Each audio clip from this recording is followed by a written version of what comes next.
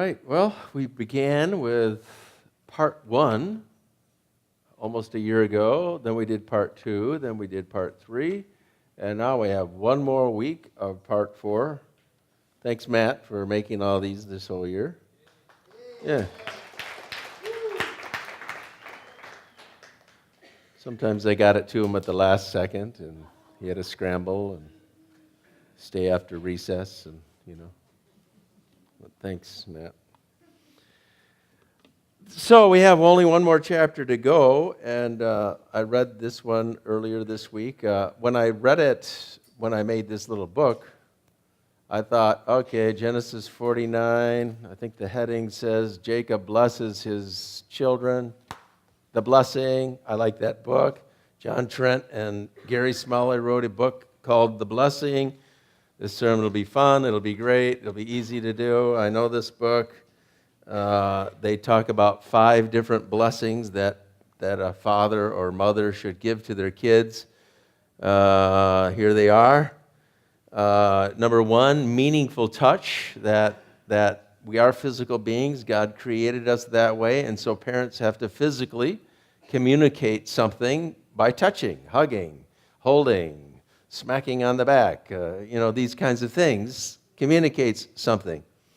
I think I told you a couple weeks ago I was having a conversation with two brothers, and their father's 86 or something like that, and the oldest one, who's probably 68 himself, the oldest brother, said he can't remember his father ever in his entire life giving him a hug. So it's like, okay. And you could tell that both kids respected their dad, they loved their dad, but there's a little bit of hurt there. Why hasn't he done that?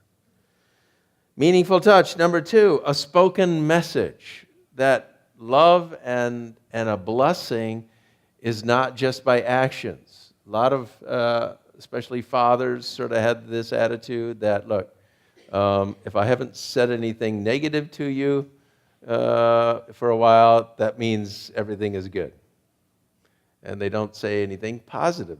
They don't actually put into words, saying things, I love you, saying, hey, I appreciate you, or noticing things about them.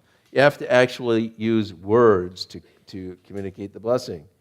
Number 3, attaching high value to your son or your daughter, that you are a prized possession of mine and not the last thing that I think about. Now, a lot of parents are busy working, they're providing a house, they're providing clothes, they're providing all these things, and then in their minds they're saying, that should be good enough. Look at all the work that I'm doing for you. You are obviously prized, but kids don't get it. You know why they don't get it? Because from the day they were born, everything was taken care of. They think this just happens. Kids really actually believe that money does grow on trees, and that you somehow have a tree somewhere and it just grows there. So they don't, the concept of working really hard all day long and then actually paying for the heat today, no. So they leave the door open.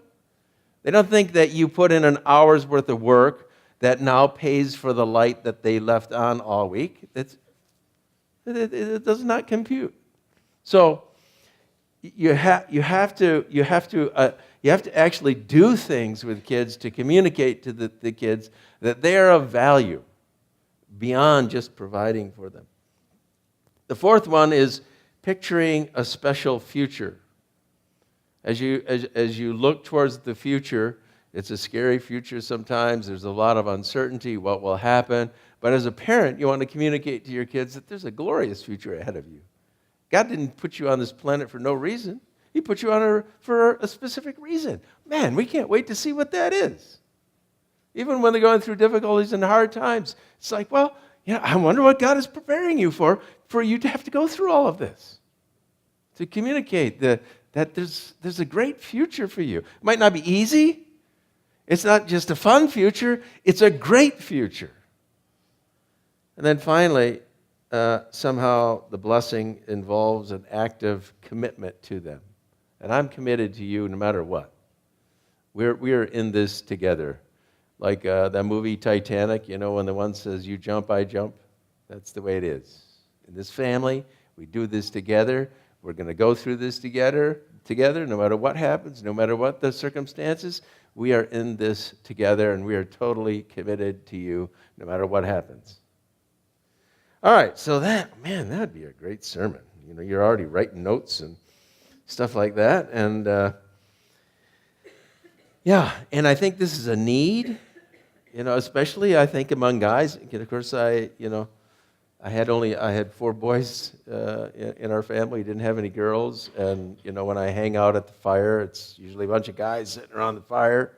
And it's interesting when you sit around the fire, and guys, at least at a certain age, I noticed at like maybe 30, 35, something like that, guys sit around the fire, they're all good friends, and they end up talking about their dads. And usually it's not good. And usually there's a bit of a contest of how bad a dad you had. You think your dad was bad? You should see my dad. And then you get this, you know, all this stuff comes out. And it seems like that sons struggle a little bit with their relationship with their dad. And did he love me? Did he not? And from the parent side, it's difficult because your kids, you're trying to mentor them, you're trying to teach them, and you know, you're not a trained person. You know, the first time I took my oldest son skiing, I don't know. It seemed easy to me. Put the skis on, you go down the hill. So let's go to the blue right away. Let's just go to the moderate run and just go down the hill. How hard is this? You just stick them like this and go. Well, that was a disaster. Yes, I don't know. What do I know? But I thought it's easy for me. Why is this so hard? So after like an hour of total absolute grief and crying and on the hill and all these things, I finally watched a guy teaching someone. And the guy first had him just put one ski on the top and bring it this way, turn it around, go this way. Oh, okay. Then he had him go on the ground and teach him how to get up, you know, on the flat surface. When I did it, he fell in the middle of the hill, and now he's got to figure out how to get up on a hill. I guess there's some skill there. I think you just get up, right? So what do I know? And so as parents, what do we know? This is our first time through this, and we make all kinds of mistakes. So from our side, we're trying to, you know, it should be easy. Maybe it's not. Maybe we don't know how to teach it. But anyway, our patient level and our frustration level goes up pretty quickly, and we expect more than maybe we should. And then from the kid point of view, it feels like, you know, Dad is never happy with me. He's never satisfied. I can't do anything right. And so you get those feelings, like maybe he loves me only when I do things right, and half the time I don't. So you get that problem. Some men sit around at retreats wondering if they got the blessing or not. Now, if their fathers were hearing all of this, they'd probably like, no, and then they'd have to explain, look, I was just trying to, you know. But a lot of times that isn't the case. Well, we do men's retreats every couple of years, and I know a lot of the men's retreats, we ask questions about the relationship to their father, and it's the same story over and over again. By the way, we're going to have a men's retreat. When is that again? March 3 and 4. And we're thinking of the topic being a man and his time.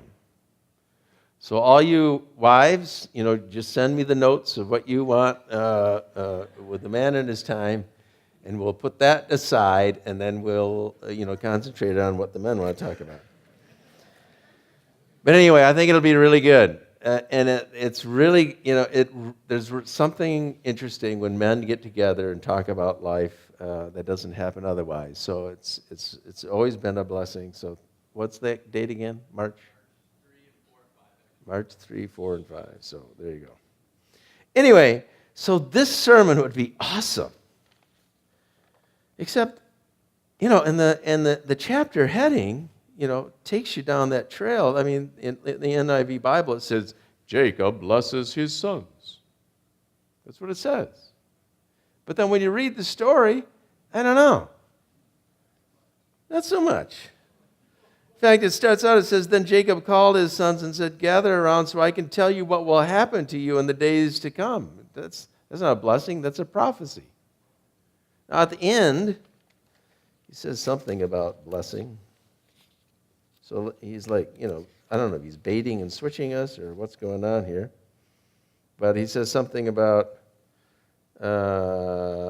all these are the 12 tribes of Israel, verse 28. And this is what their father said to them when he blessed them, giving each the blessing appropriate to them. Okay. So at the end it says it was a blessing, but in the beginning this doesn't even say it was a blessing. And when you read it, it doesn't sound like a blessing. It sounds like a prediction of what's happening, a prophecy. And when I look at it that way, that Jacob is saying, all right, you guys, this is what's going to happen in your life. My question is, well, so what? I mean, what good is that? So, son, your future, well, the truth is it's never going to work out for you. Your marriage is going to end. Your kids won't listen to you, and you will die as a drunk in the road. Okay, so the son goes, thank you.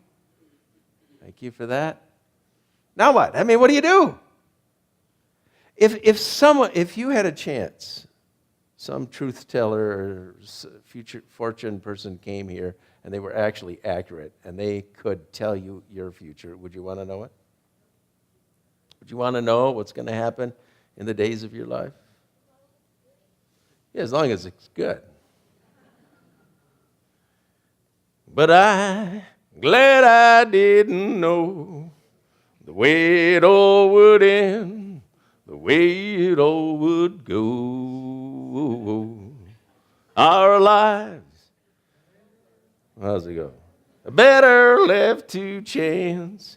I could have missed the pain, but I'd have had to miss the dance.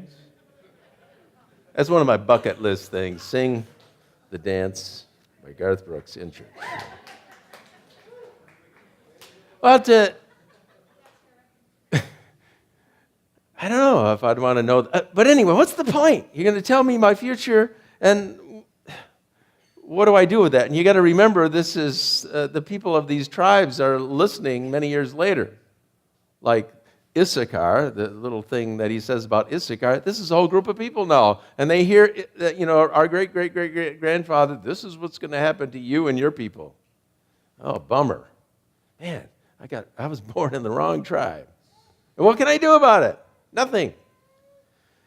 So I don't know. What do we? So I was really excited about this sermon, and then I started reading it and going, that's not the Gary Smalley passing on the blessing is not really in here. So what am I stuck with? And I thought, I don't know. That's how I felt when I went to bed last night. I don't know what this is about. So I got up early, and I don't know if I still... Well, let's look at the past and see what we can figure out. Maybe there's something here. I don't know. All right. So, he gathers all of his children. Verse 2, assemble and listen, sons of Jacob, listen to your father Israel. Reuben, okay, that's the firstborn. You are my firstborn, my might, the first sign of my strength, excelling in honor, excelling in power. Maybe you read the book, the Birth Order book by Lehman, I guess is his last name, I forget his first name. It's a good book. You should read it. It talks about the tendencies of firstborns, middle, and last. The firstborn, often they're very intelligent, very successful. Half the presidents of the United States were firstborn. They're often law-orientated. Everything has to be done right. They're perfectionistic, or tend to be. They want to succeed in life. Very competitive. They're generally really good-looking, whether they lose their hair or not.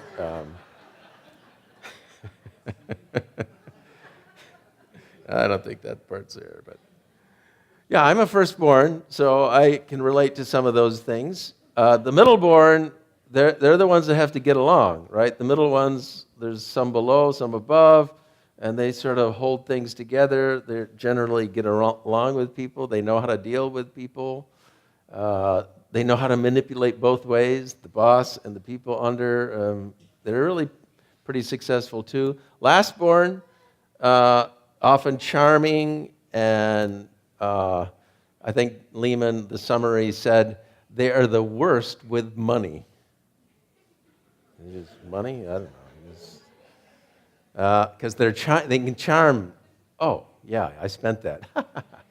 They just, so maybe you know people like that. Okay, so, but Reuben is the firstborn, and I think firstborns, from a parental point of view, this is their first one. It's like, we got one. We got to do everything right. This is finally our chance on the planet Earth to actually make and mold a human being. And so you have really high expectation. Every firstborn is going to be a brain surgeon one day until they go to school and bring home their first report card. Then you adjust down from that. But, by the time the lastborn is there, it's like, we don't know what we're doing. Forget it. You're on your own. Figure it out, and that's it. But the firstborn, you're really paying attention, probably over the top. You're overly everything. You're overly indulgent. Oh, give it to him. This is our child. We've waited all this time. Give it to him. Give it to him. And then overly critical. Oh, we got to stamp that. Ooh, we don't like that. Over corrective, over everything. In their lives, looking at their homework, just totally and then the kid resents it, and he's fighting, and all these things. And that's just my life, but so firstborns, and a lot of times they become they're very self-absorbed because you're the only one. You're born. Everything around me is about me. Okay, that's all I know until the next one comes, the usurper, the one who is trying to steal my stuff. Who are you? Who wanted you? How did you get here? You get over there, right? This is mine. Everything is mine. It's all mine. Every toy, everything is mine. Who are you? Okay, so and then you have to adjust. You have to keep adjusting. Oh, there's other people in this world. How annoying. Okay? So firstborns can be very self-absorbed with their own things and their own goals and their own things. And maybe that's what happens here to Reuben. I'm like the exception to all that, by the way. Number 4. So he starts out, Reuben, you are my firstborn, my might, the first sign of my strength, excelling in honor, excelling in power. Oh, we had such hopes for you. But then, verse 4, turbulent as the waters, you will no longer excel. For you went unto your father's bed and unto my couch and defiled it. So he had incest with one of Jacob's wives. Jacob had 4 wives. So he's like, what? How could you have done such a thing? But again, sometimes this self-indulgent, self-absorbed, you're just living to yourself and what makes you happy, and you don't even notice that it maybe hurts other people. So it's kind of a negative one to start off with. So then moving on, verse 5. Simeon and Levi are brothers. Their swords are weapons of violence. Let me not enter their council. Let me not join their assembly, for they have killed men in their anger and hamstrung oxen as they pleased. Cursed be their anger so fierce and their fury so cruel. I will scatter them in Jacob and disperse them in Israel. Okay, these two were the ones sort of leading the rebellion. Remember the Shechemite thing? We looked at that chapter where their sister got stolen and raped, and then they retaliated by killing all the men of the village. They didn't talk to their father. They just went out and did it. And so Jacob is saying, you guys, your anger issue, it's way over the top. The future isn't going to be great for you. So far, it's not much of a blessing. Then Judah, on to Judah. Judah, your brothers will praise you. Now remember, Judah had some issues too, but then he sort of redeemed himself. Judah, your brothers will praise you, and the word name Judah actually means praise. Your brothers will praise you. Your hand will be on the neck of your enemies. Your father's sons will bow down to you. You were a lion's cub, Judah. You return from the prey, my son, like a lion. He couches and lies down like a lioness. Who dares to rouse him? So he's strong. And then, oddly, all of a sudden, this strange thing, and you can tell this must be a prophecy, because there's no rulers. There are a bunch of tribes. They're a family. There are a bunch of, 70, 80, 100 people.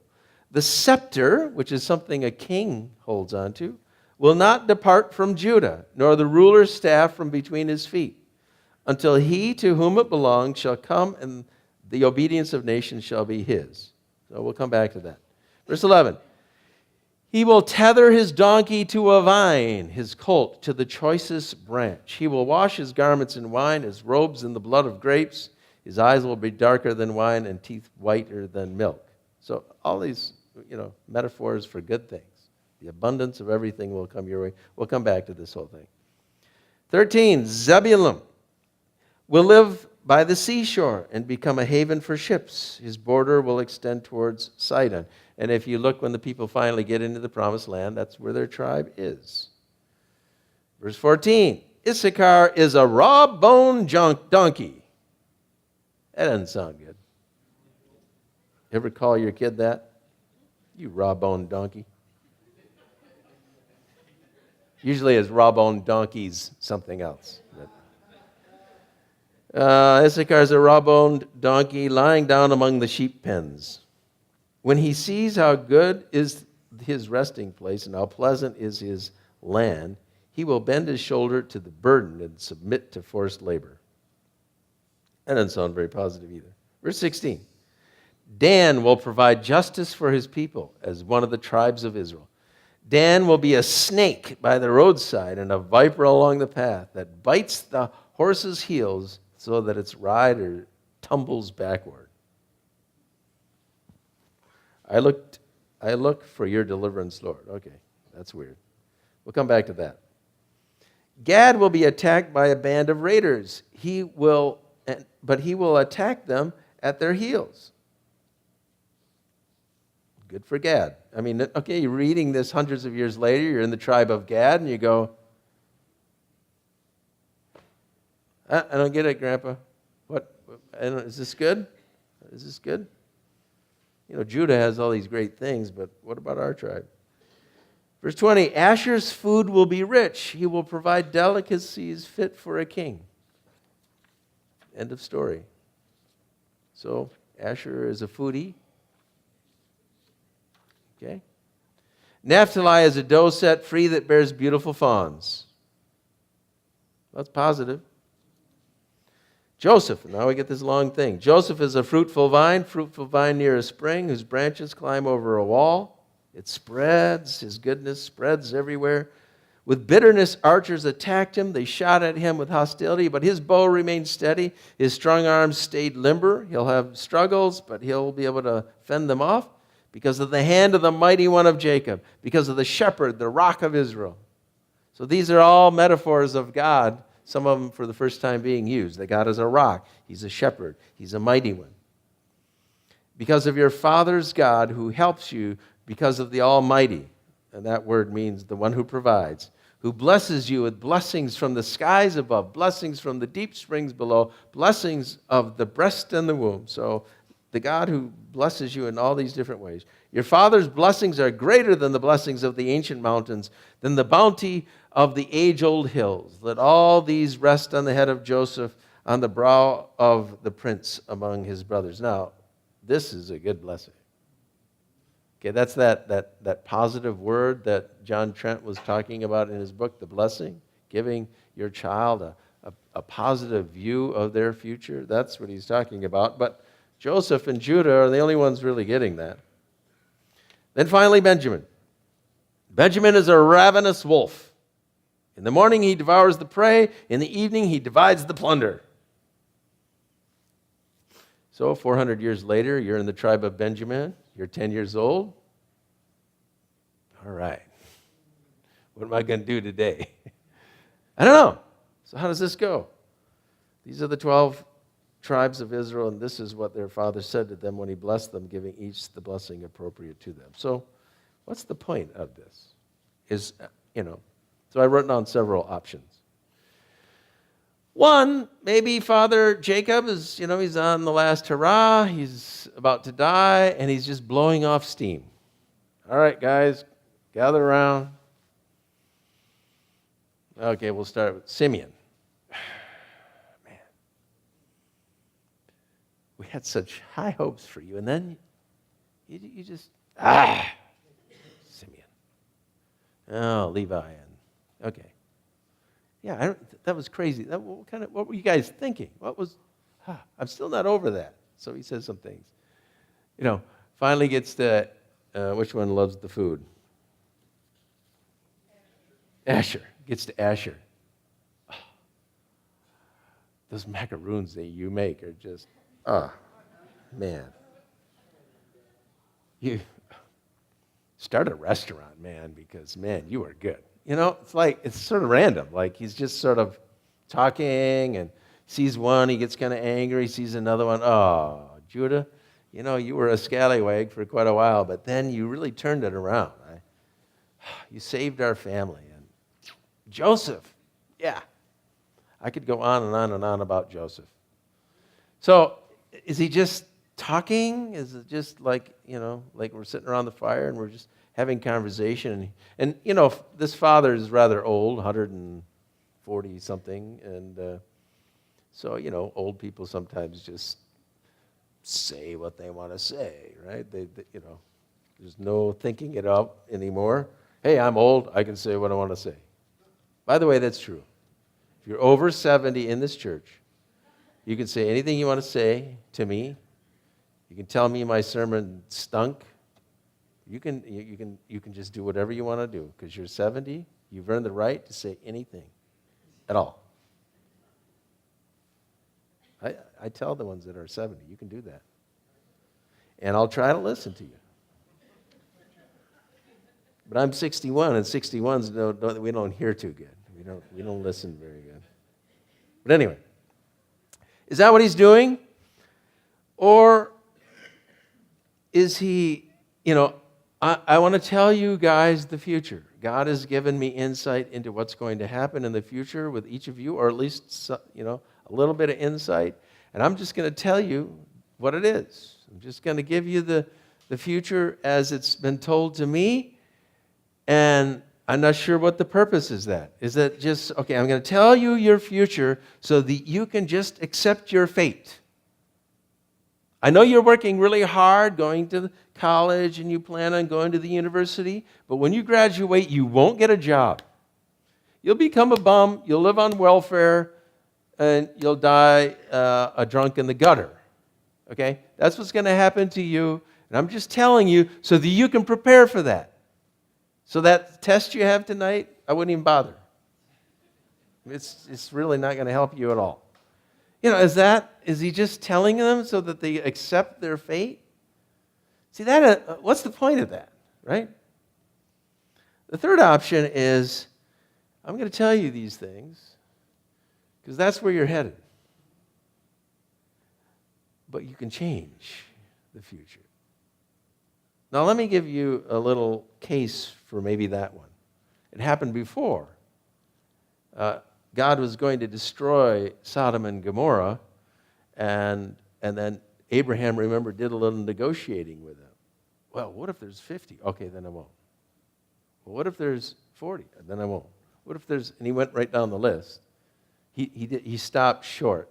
So what if there's 10? Well, so in the end, God did save Lot. So it was like things could change. Or when Jonah gets sent to Nineveh, hey, I want you to go to Nineveh.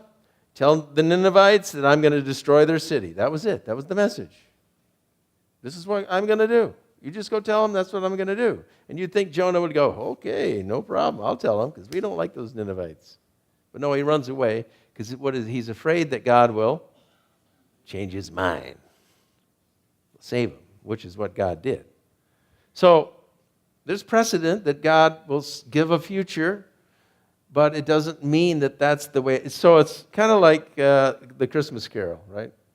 Scrooge is a certain way, and the Ghost of Christmas past comes, look at your horrible life, look at the present, how horrible it is, and then let's go look at the future. Oh, it's a total disaster.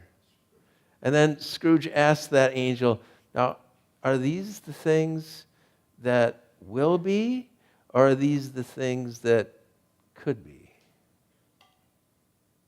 Well, if the ghost of the Christmas future said, well, these are just the way it's going to be, then what would Ebenezer Scrooge do? I guess it's too late. There's nothing I can do. You think that's the way it is? So I don't know. I mean, I'm just guessing myself, but within the text, there's a little hint of that might be the case, and that's what happens to Levi. You know, Levi is sort of stuck with Simeon. Simeon and Levi, verse 5.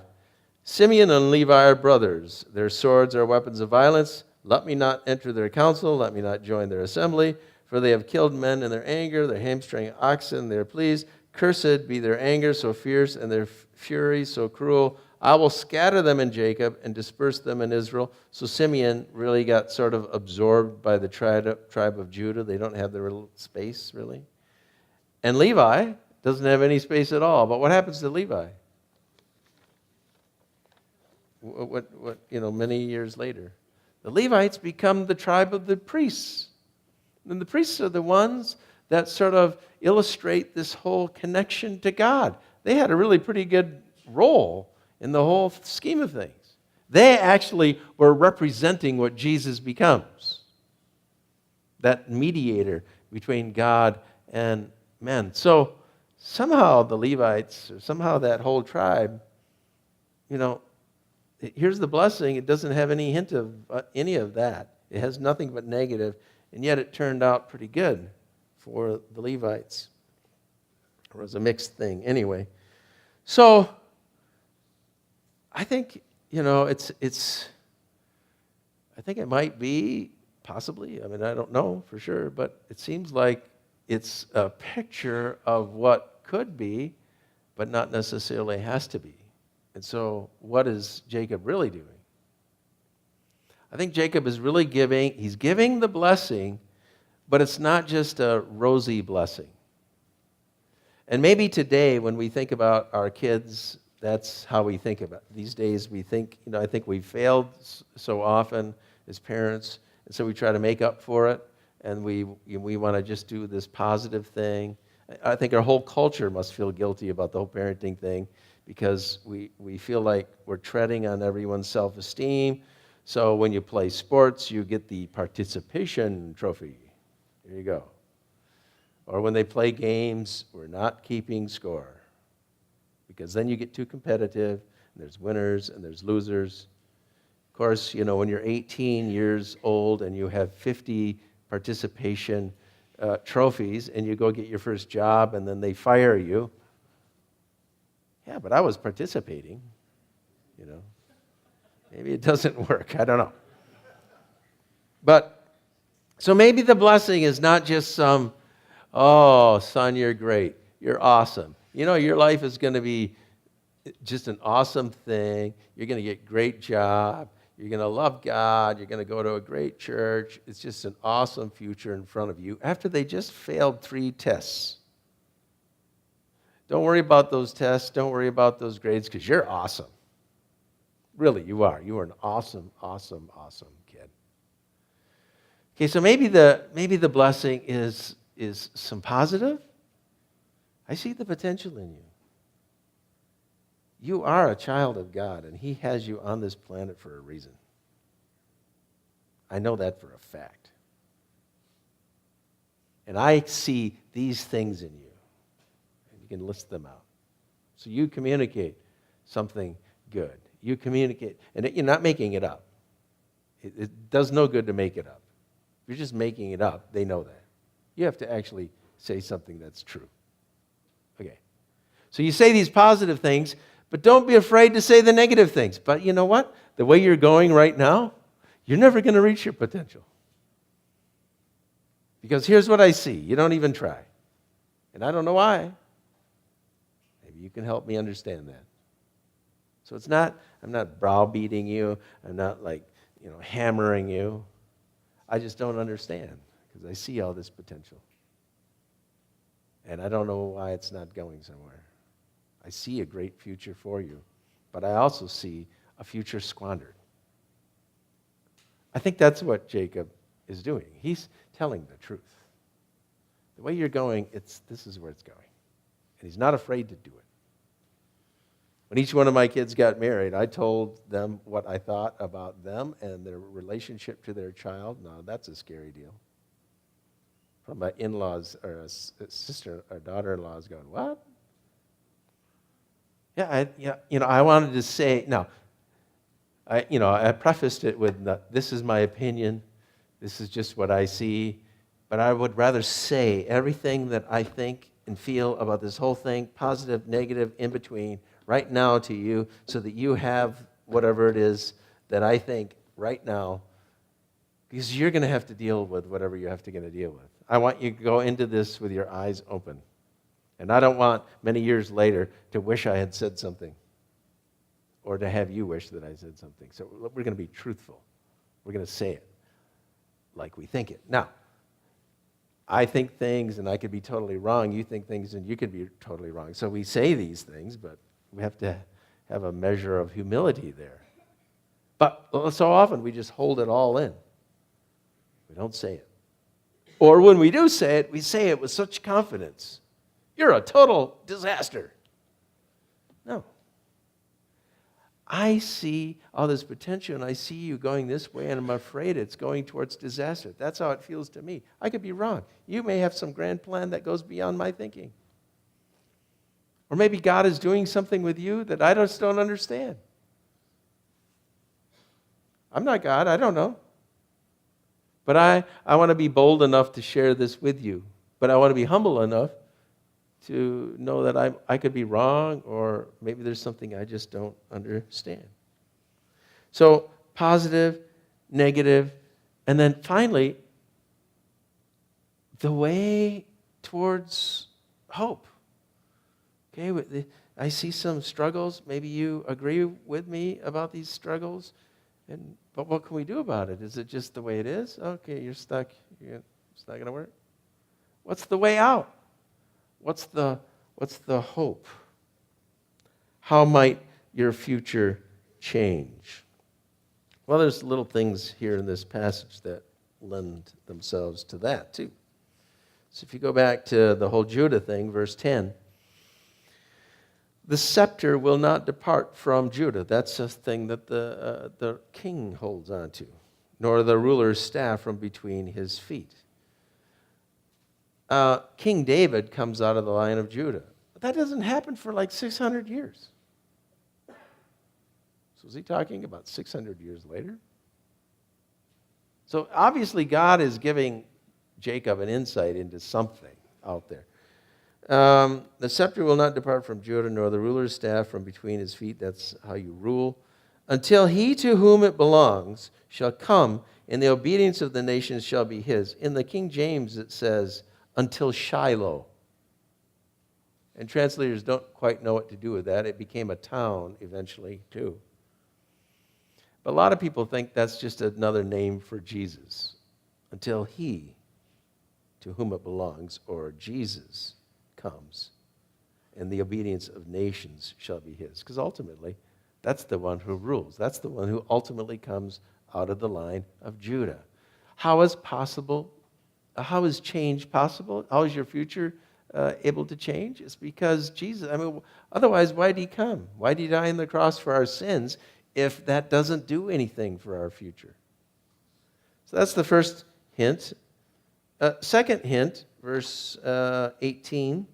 It's talking about Dan, but all of a sudden, out of the blue, he says, I look for your deliverance, Lord. You could translate that word salvation. First time the word salvation shows up in the Bible. Do you know what the actual Hebrew word is for salvation? Yeshua, Joshua, or Jesus. Jesus, his name actually shows up in this chapter. This is what we need. cries Jacob in the middle of all this. And then number 3. The death of Jacob. Verse 29. Then he gave them these instructions. I'm about to be gathered to my people. Bury me with my fathers in the cave of the field of Ephron the Hittite. The cave in the field of Machpelah, near Mamre, in Canaan, which Abraham bought along with the field as a burial place from Ephron the Hittite. There Jacob and his wife Sarah were buried. There Isaac and his wife Rebekah were buried. And there I buried Leah. The field and the cave in it were bought from the Hittites. Who was it bought from? Do you have any idea? 3 times he tells us, the Hittites. Yeah. Oh, yeah, we bought that from the Hittites. Where did we buy it? We bought it from the Hittites. Don't forget, we bought it from the Hittites. Why does he keep saying that? I think we got it the first time. He's saying it because now the people are, they're on the way to the promised land and they own nothing. They're slaves. They have nothing. All they have is this promise. Oh, but they have the cave and the field that belongs that we bought from the Hittites. They're still over there. They still own everything, but we bought it. It's ours. Regardless of what they say. That's ours. That's like our little piece of the pie. That's our hope that the rest of the pie is going to come. You see, the people are hoping that they're putting all their faith on this little thing. That's why this chapter ends with this. Jacob says, look, you got to go back. You got to bury me there. Why? Because that's our little toehold under this promise. We have this God we've been following. And where are we? We're in Egypt. Now we've seen his wonders all over the place, but this promise that he gave us, well, we have the cave. We bought from the Hittites. That's our little piece of faith. It's our little tangible thing that says that maybe this is going to happen. When Jacob had finished giving instructions to his sons, he drew up his feet, up into his bed, breathed his last, and was gathered to his people. So he finally dies. The cave, this cave that has a long history, this is where people finally end up. A lot of times I ask people when I meet them and I don't know them very well, especially when I don't know them very well, like I just met them, I'll ask, so where are you going to be buried? They go, I don't know you very well. Why are you asking me that? That's a really fun thing to do, though. Try it. Just meet someone on the bus and go, hey, how you doing? From Grand Rapids? Yeah. Hey, where are you going to be buried?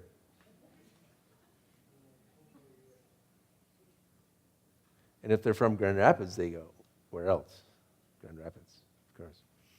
But it forces people to go, where's home? Now, some people say, I don't know, whatever. If I'm on a trip to Kansas, just bury me there. Whatever. I don't care. People like that are so secure about their heavenly home that they just don't care. I don't know how you even deal with people like that. Their faith is so high that they're almost no earthly good. They're just... But most people will have an idea, or they're like, I don't know, because they don't know. They don't know where their home is. Where's our home? See, that's what this picture is. This picture is our home is in this promise. And the promise of the land and the people and the being a blessing to the nations is ultimately the promise of salvation, the promise of Yeshua, the promise of the one whose scepter will never leave, the one who will reign forever. That's the one. And that's the one that we want to communicate to our kids ultimately in this blessing. I can say what I can say. I can give you a rosy picture of your future. I can tell you all that I think might happen. I can warn you about stuff that's going to happen, but ultimately, I want you to know Jesus as your Lord and Savior. Because when that happens, who knows what's going to happen? Let's pray together.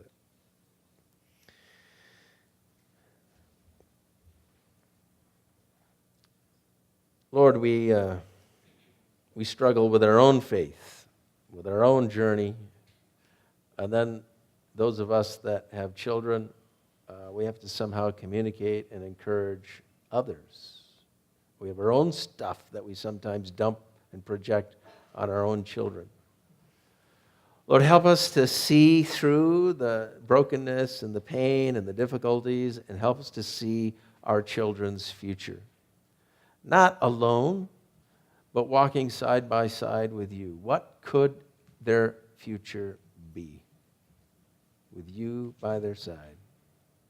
The one who dreamed of them, the one who created them, the one who has plans to use them. Lord, help us communicate that blessing. In Jesus' name, amen. This time the offering will be taken. If you're new here, we have a little slip. You can fill that in if you'd like. And we'll sing our last song during that. It is the blessing. Mm-hmm. So we're going to sing the blessing to one another. And it's a positive blessing right out of Numbers. Why don't you stand to do that?